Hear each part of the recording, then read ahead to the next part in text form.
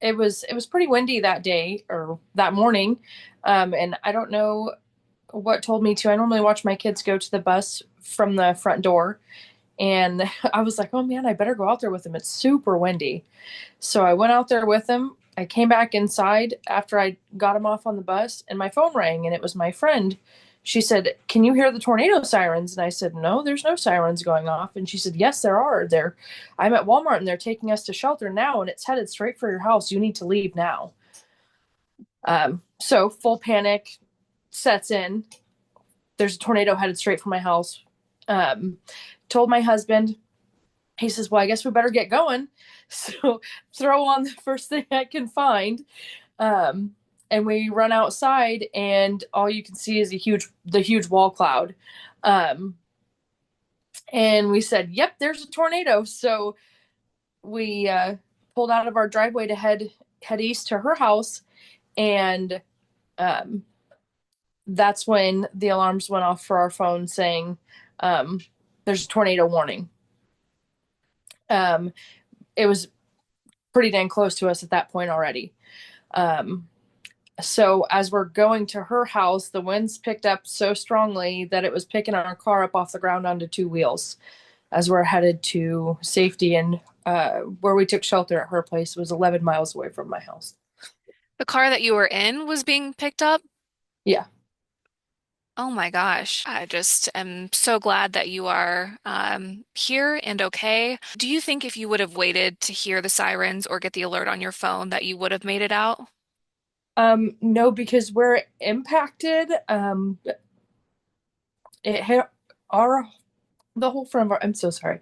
It hit the whole front of our house head on, and the trees came right into our house and took the whole top of our house off where we were at, which was in our bedroom, and blew out all of our windows. And there's branches and trees that are now right where my husband and I were when we were communicating about the storm. So it There's hit, yeah, so it hit. So your house was knocked off the foundation and there are Mhm. trees into your home and they're standing. You talk to me about some of the damage. You can Yeah. describe it better than I can.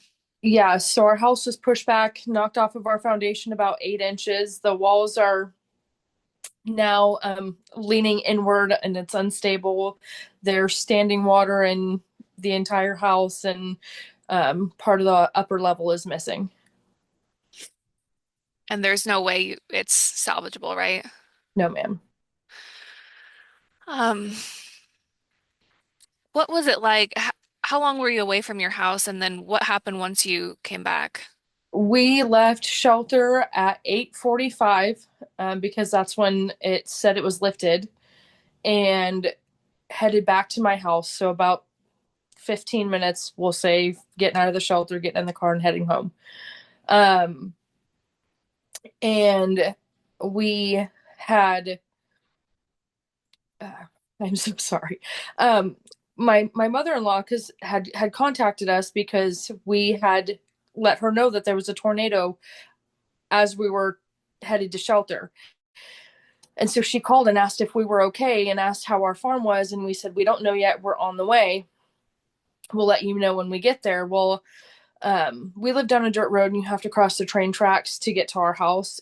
And as you come up over to cross the train tracks, we saw um, first responders and the sheriff's department and firefighters and stuff at our house. Um, and we knew at that point we had been hit, and you could see, for what we now know is a quarter of a mile, all the telephone poles were down crossing the road, and they were at our house trying to find us. What is that like walking into a situation where they're wondering if you have made it? Terrifying, honestly. It's still so surreal. They I don't think the truck was even stopped before, or our car was even stopped before I jumped out and was running to our house because all of our livestock was still there. Um, and so we are running towards them, and they're running towards us and asking us, do you know who lives here? Are you the homeowners? And yeah, we live here. It's our house. Are you okay? Yeah, we're okay. Are our animals are okay? And they're like, no, are you okay? No, are our animals okay? We need to know if they're okay and what's it look like there. And they said, the house is destroyed. Um, the animals all seem to be okay. From what we saw, we just wanted to make sure that you guys were okay and make sure that nobody was in the home, but we couldn't find you. So um, all I could think about is at that point, where are my kids? Because we had got them off to school. When they were heading to school, the tornado was coming. So my kids' teachers text me and said the kids are okay. They all got sent to shelter. And I'm like, must have been terrified. We were terrified coming home and seeing all this, which means the kids had to have been part of it on their way to school. And just knowing that my kids were terrified and then having to uproot real quick and just leave all of our animals and everything. I don't even know how to explain the emotions. And I just don't know how. Yeah.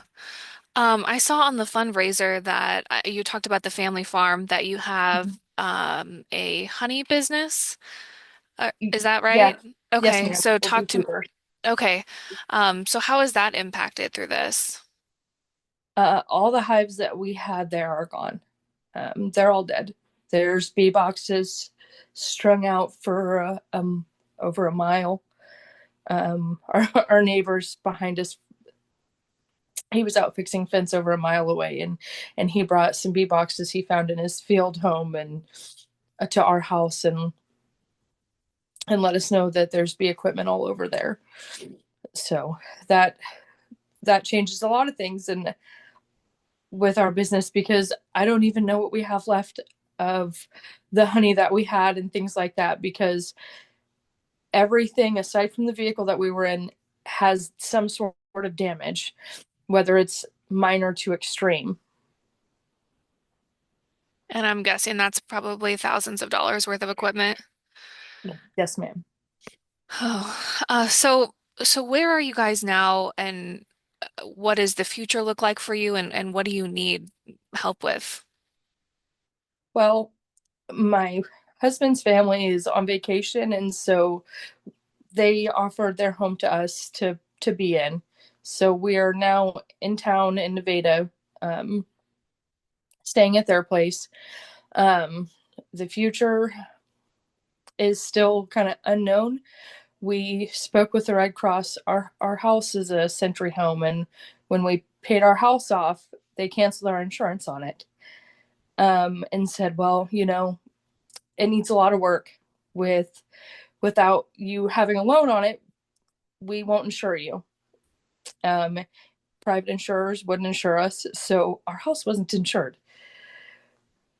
Um, my bees, though, I had insurance on my bees, but the biggest thing that we lost is our home, and it's all on us to build back and whatnot. Um, I'm so sorry. What was the rest of the question? No, no rush and no need to apologize. What can people do to help?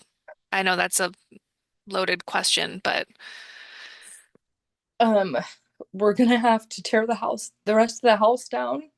Um, we're gonna have to completely start over.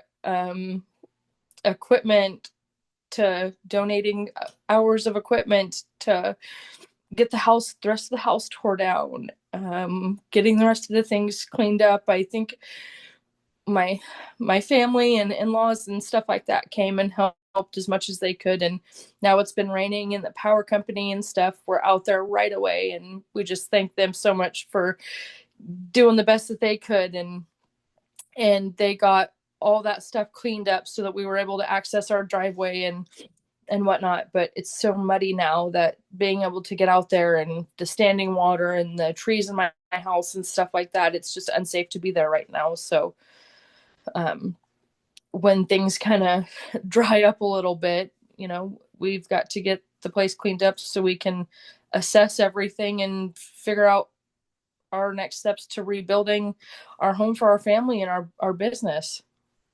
Yeah. And I saw the GoFundMe is has a goal of $5,000, which I would assume, might help with some of your short-term needs, but long-term it sounds like it's the need's a lot greater than $5,000. Is that, I mean, It is a lot greater than $5,000, but being a very proud person, it's very hard to ask for help. Um, and it's hard for my friend, actually, Kaylee, that set it up. She blocked me on social media so she could set it up because she knew that I would not accept the help. Um, but I was told by a woman that we sell honey in her store that I need to accept the gifts that are given to me because they're gifts from people that enjoy being able to give gifts. And by not accepting those gifts, I'm taking them away from them. And so I'm trying really hard to